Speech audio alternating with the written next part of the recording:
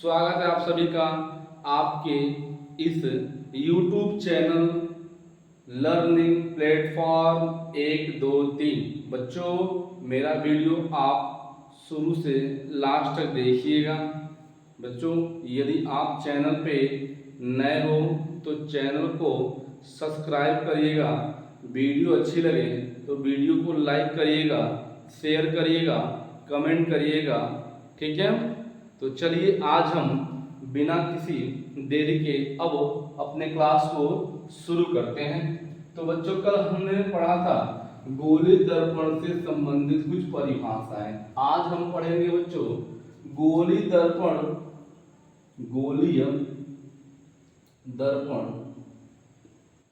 तथा वक्रता त्रिज्या में संबंध। ठीक है बच्चों, संबंध पढ़ेंगे। ठीक, क्या पढ़ेंगे? गोलीय दर्पण तथा वक्रता त्रिज्या में संबंध पढ़ेंगे बच्चों। यह देखना आप। तो क्या संबंध होता है गोलीय दर्पण तथा वक्रता त्रिज्या में, यह हम देखेंगे। ठीक है, तो चलिए देखिए, वक्रता त्रिज्या तथा गोलीय दर्पण में संबंध क्या होता है। तो यह संबंध है F बराबर R/2। ठीक है, तो जो गोलीय दर्पण की फोकस दूरी, यहाँ देखो बच्चों, मैं बाय डायग्राम से बताता हूँ आपको। ये आपका यहाँ से यहाँ तक ये आपका वक्रता त्रिज्या R है और ये आपकी फोकस है, और यहाँ से यह F होता है। यह जो फोकस दूरी होती है वह वक्रता त्रिज्या की आधी होती है। ठीक है, अर्थात आप कह सकते हो जो वक्रता त्रिज्या होता है वह फोकस दूरी का 2 गुना होता है। वक्रता त्रिज्या फोकस दूरी का 2 गुना होता है, आप ऐसे भी कह सकते हो। ठीक है, तो चलो बच्चों देखो, मुख्य रूप से इस फॉर्मूले पे ये हमारे एक प्रकार का सूत्र होता है। ठीक है, ये हमारे एक प्रकार का सूत्र होता है। तो बच्चों, गोलीय दर्पण की फोकस दूरी, गोलीय दर्पण की फोकस दूरी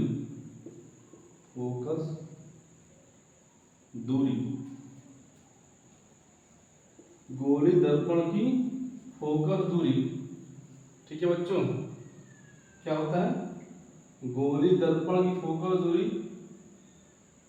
वक्रता त्रिज्या की कितनी होती है? आधी होती है। फोकस दूरी वक्रता त्रिज्या की आधी होती है।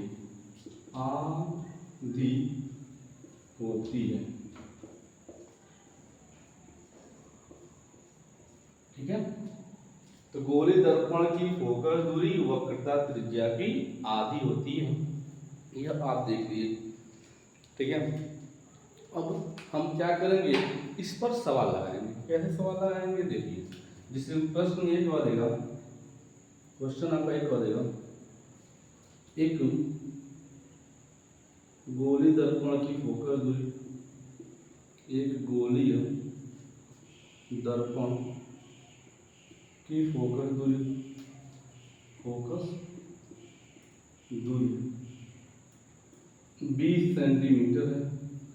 तो वक्रता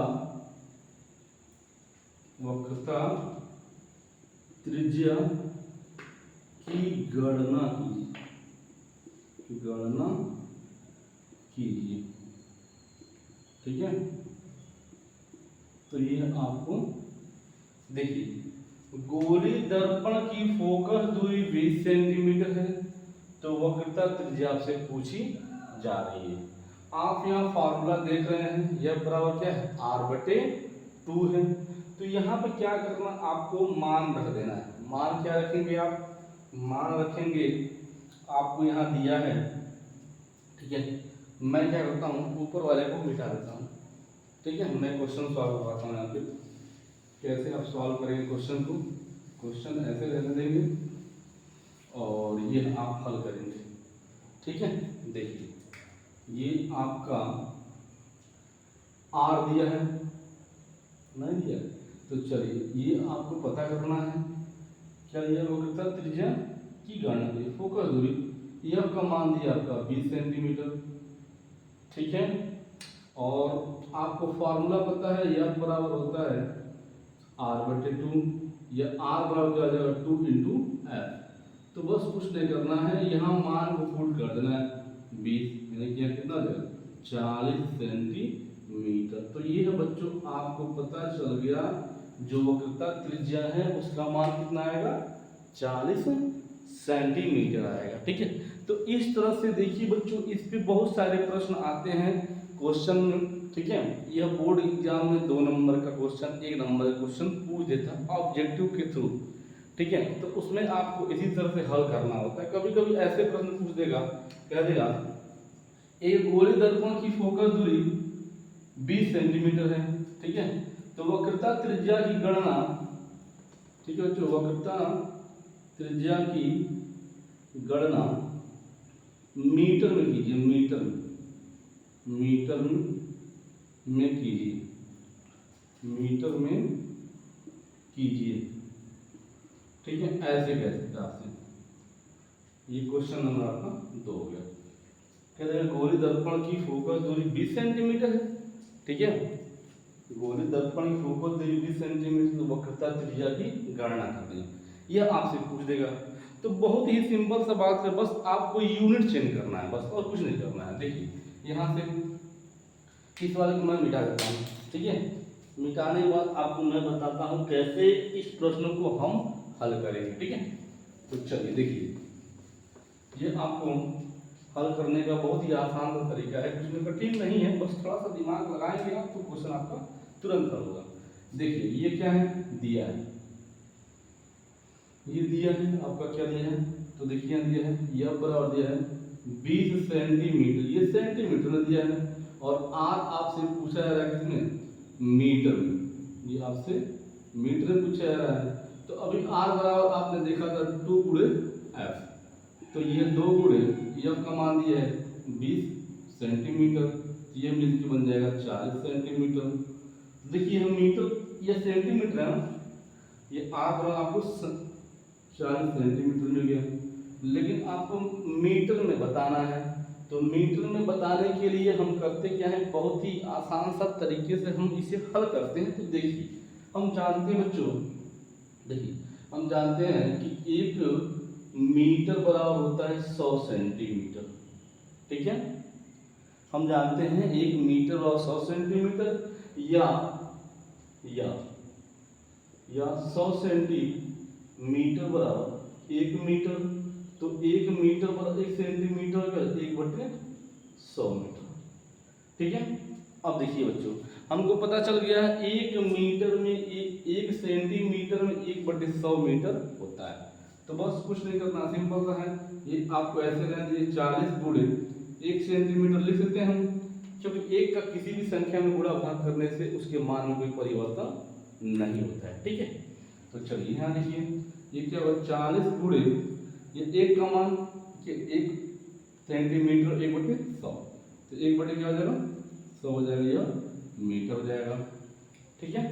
हम हल करते हैं, यहाँ देखिए ये क्या हो जाएगा आर बराबर, यहाँ देखिए यहाँ से मैं यहाँ हल कर रहा हूँ, तो आर और क्या हो जाएगा 40/100 हो जाएगा, ये 0 के अंदर कर दीजिए, ये 4/10 होगा, और 4/10 भाग करेंगे 10 से, 4 में भाग नहीं जाएगा, 0 बढ़ाएंगे, 0 बढ़ा देंगे पॉइंट लगेगा, और 4 दहा में 40, 4 बार में यह आपका आएगा, इसका मान कितना है 0.4 मीटर। ये आपका रहा फाइनल आंसर, ये आपका फाइनल आंसर आ गया, ठीक है। इसी तरह से क्या करना है, आपको प्रश्नों को हल करना है, ठीक है बच्चों। तो मैं इस पे बहुत सारे क्वेश्चन को दे दूंगा, 2-3 क्वेश्चन दे दूंगा, आप प्रयास करिएगा क्वेश्चन का हल कैसे आता है, ठीक है। तो चलिए अब देखिए अगला हम शुरू करते हैं, इसे आप नोट कर लीजिए फटाक से, मैं तुरंत मिटा रहा हूँ उसको, ठीक है। चलिए नोट कर लिया आप लोग? ठीक, अब हम मिटाएंगे इसे।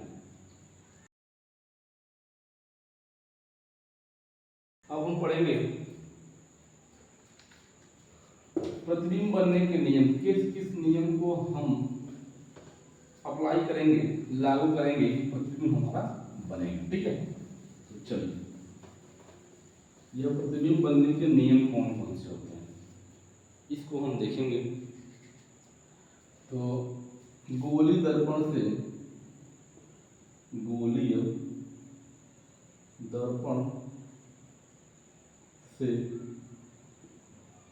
बनने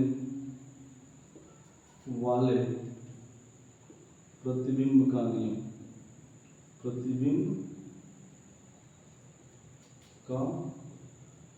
कि हम गोलीय दर्पण के कौन कौन से नियम का अनुसरण करेंगे, अप्लाई करेंगे कि हमारा क्या हो जाएगा, दर्पण से प्रतिबिंब बन जाएगा। ठीक है, तो पहला देखिए, पहला नियम क्या होता है, देखिए, प्रकाश को सदैव बाएं तरफ से गुजारा जाता है।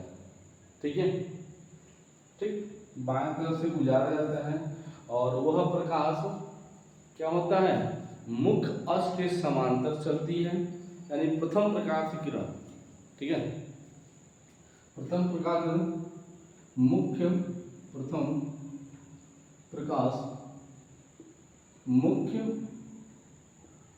के समांतर,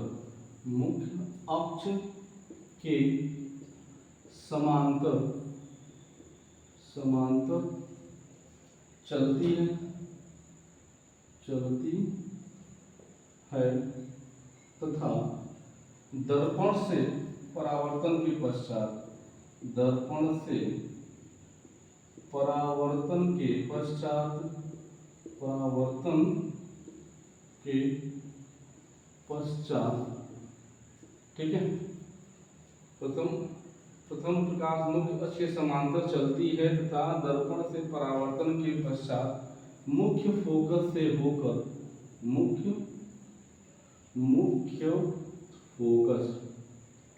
ठीक है बच्चों, मुख्य फोकस से होकर चली जाती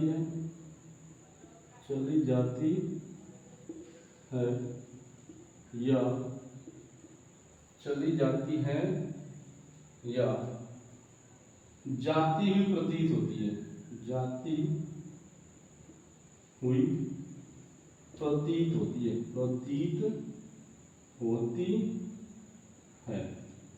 ठीक है।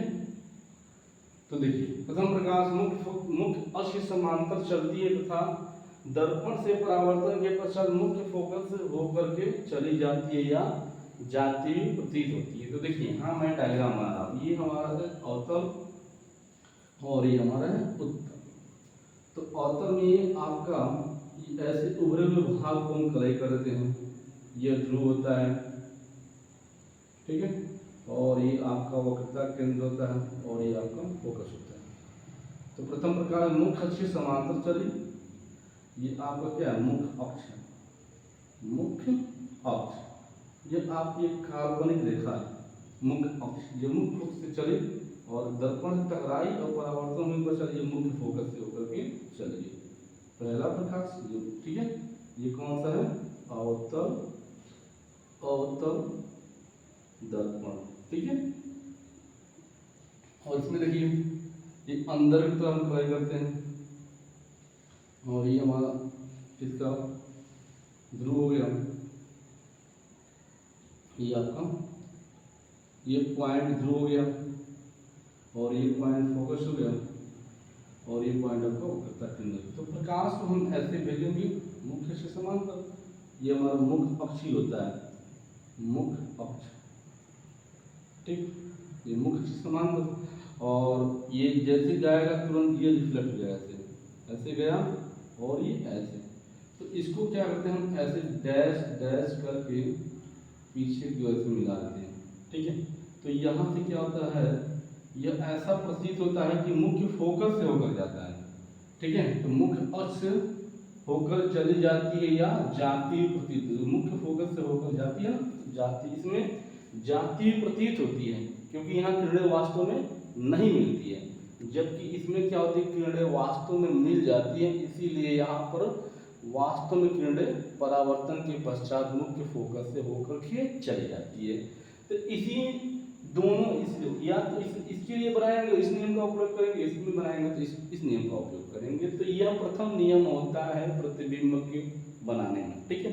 और दूसरा नियम क्या होता है, चलिए देखिए, इसको मैं मिटा रहा हूँ दूसरा नियम।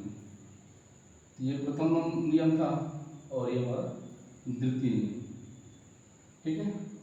तो द्वितीय नियम में क्या होता है, इसको देखते हैं, बहुत ही आसान सा है, इसको नियम को याद रखेंगे दिमाग में, ठीक। तो चलिए द्वितीय नियम होता है, तो देखिए प्रकाश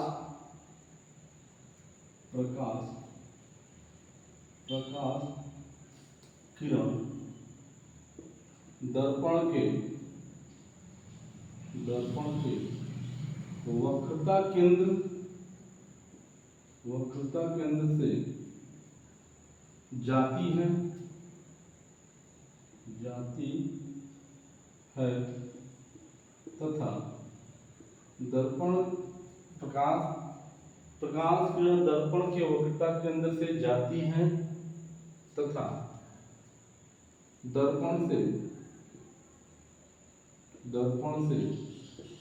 परावर्तन के पश्चात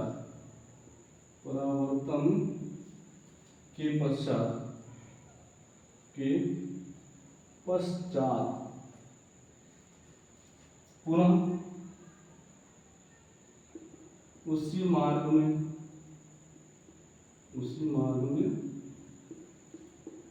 वापस लौट आती है, ठीक है।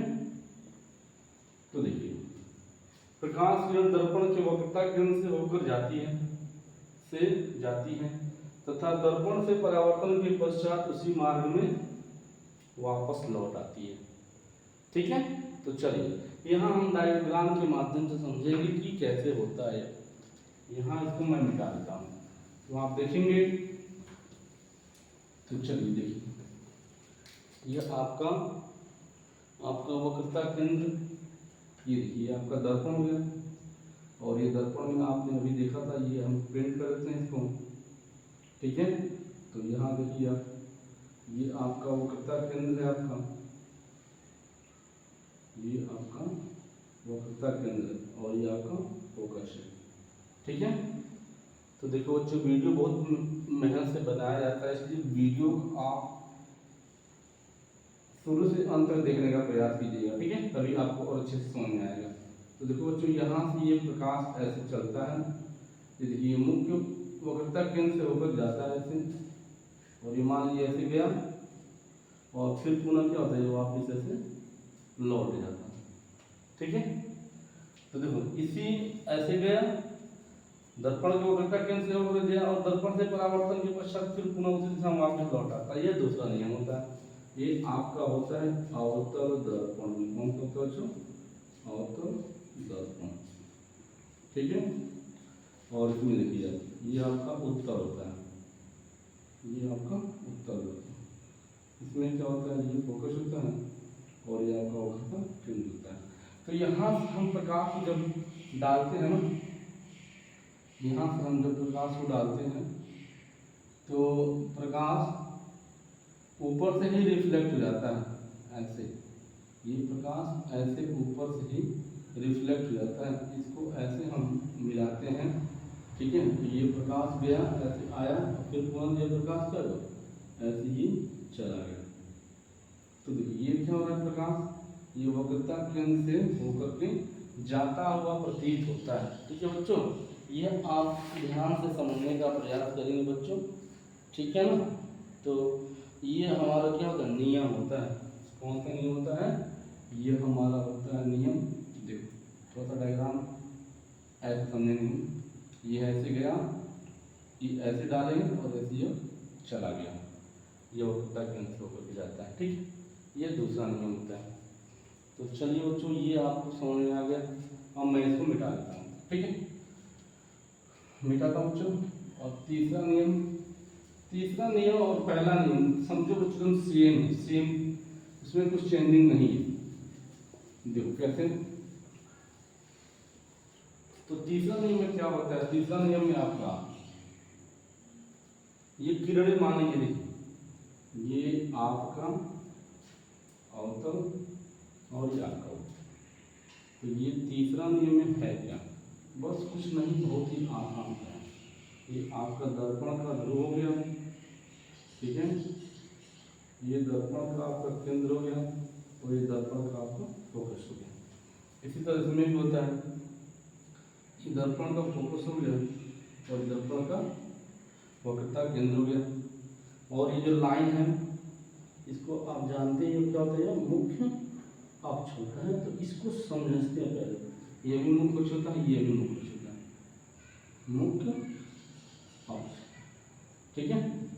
तो देखो बच्चों, इसमें क्या होता है, ये किरणें समानांतर चलती है, ऐसे समानांतर चलेंगी और मुख्य फोकस से होने के पश्चात, मुख्य फोकस से होने के पश्चात दर्पण से जैसे परावर्तित होगी, ये परावर्तित होने पर मुख्य अक्ष पुनः समांतर हो जाएगी, ऐसे किरणें जाती हैं और ये पुनः ऐसे जाती हैं, ठीक है।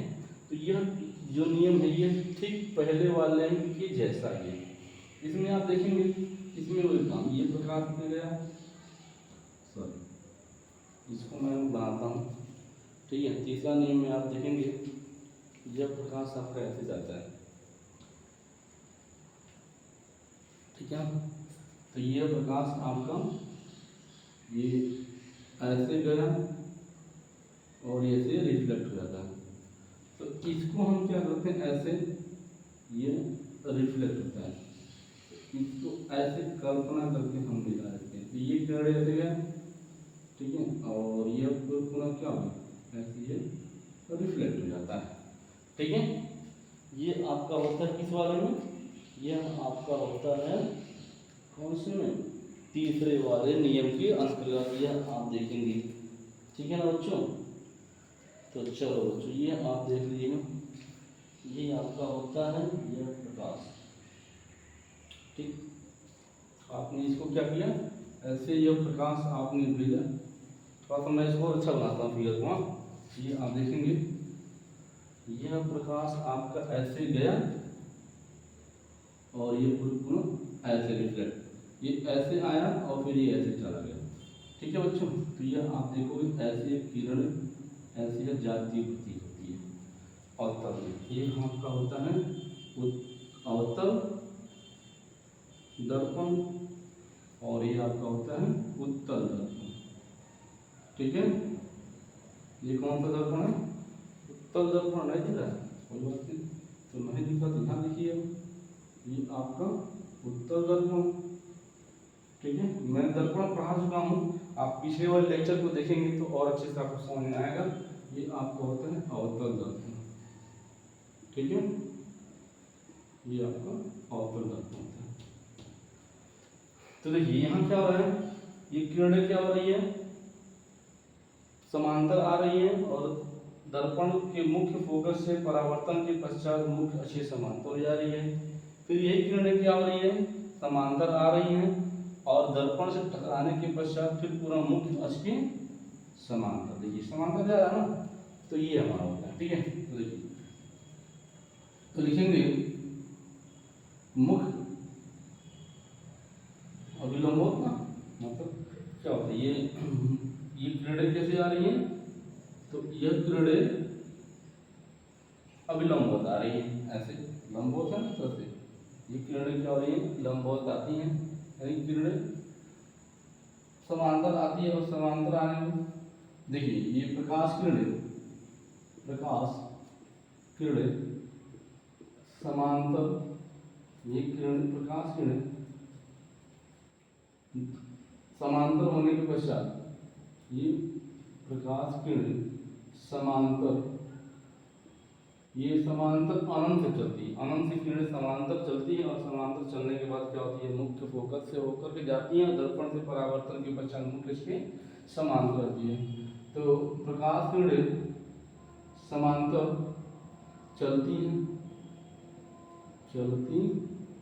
हैं तथा दर्पण के मुख्य फोकस से होकर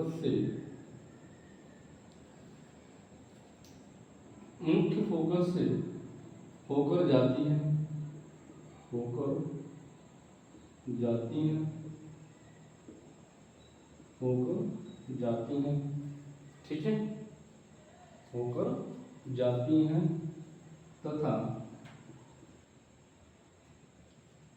परावर्तन के पश्चात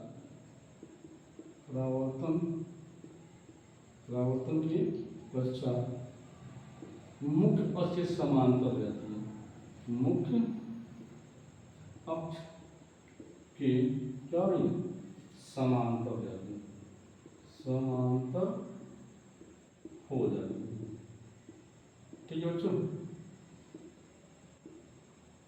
तो देखो प्रकाश किरणें समांतर चलती है, ये प्रकाश किरणें जब भी प्रकाश चलती है तो हमेशा समानांतर ही चलती है, ठीक है। और समांतर चलने के बाद मुख्य फोकस की ओर जा रही है और फिर मुख्य फोकस से होने के पश्चात दर्पण से परावर्तन के पश्चात मुख्य अक्ष समांतर हो जा रही है, ठीक है। यहाँ भी आप देखिए किरणें चल रही है समांतर, किरणें समांतर चलती हैं, दर्पण की तिरछा पड़ती है अलग विषय है, लेकिन किरणें हमेशा एक दूसरे के समानांतर ही चलती है, ठीक है, और सीधी चलती है। किरणें हमेशा एक दूसरे के समानांतर चलती है और सीधी चलती है, ठीक है। दर्पण की तिरछा पड़ रही है तो ये दो दर्पण पे ये समांतर चलती है और दर्पण से टकराने के पश्चात ये मुख्य अक्ष समांतर हो जा रही है, ठीक है। और आप देख रहे हो दर्पण से ये जो किरणें आ रही है मुख्य फोकस की ओर आती हुई प्रतीत हो रही है। इसमें क्या हो रही है, किरणें मुख्य फोकस की ओर आती हुई प्रतीत होती है। यहाँ पर किरणें क्या हो रही है, मुख्य फोकस से निकल जाती है अवतल में और उत्तल में मुख्य फोकस की ओर आती हुई प्रतीत होती है। देखो यहाँ पे किरणें मुख्य फोकस की ओर आती प्रतीत हो रही है और परावर्तन के पश्चात फिर पुनः मुख्य से समांतर होती है। तो देखो बच्चों यही किसी तीन नियम का हम प्रयोग कर रहे हैं, पहला और तीसरा, यह बच्चों दोनों नियम सेम है, ठीक है ना। इसमें से कोई एक ही नियम का हम प्रयोग करेंगे और एक दूसरा, अर्थात प्रतिबिंब को हम बनाने के लिए मुख्य रूप से दो नियम का प्रयोग करते हैं और प्रयोग करने के पश्चात हम प्रतिबिंब को बनाते हैं, ठीक है बच्चों। तो चलो बच्चों आज के लिए बस इतना ही, ठीक है। तो मिलते हैं नेक्स्ट वीडियो मिलते हैं, ठीक है। तब तक के लिए आपको जय हिंद बच्चों। यदि चैनल पे आप नए हो तो चैनल को सब्सक्राइब करिए, ठीक है। वीडियो अच्छी लगे तो लाइक करिए और ज़्यादा से ज़्यादा वीडियो को शेयर करिए और कमेंट करिए, ठीक है बच्चों। तब तक के लिए आपको बेस्ट ऑफ लक।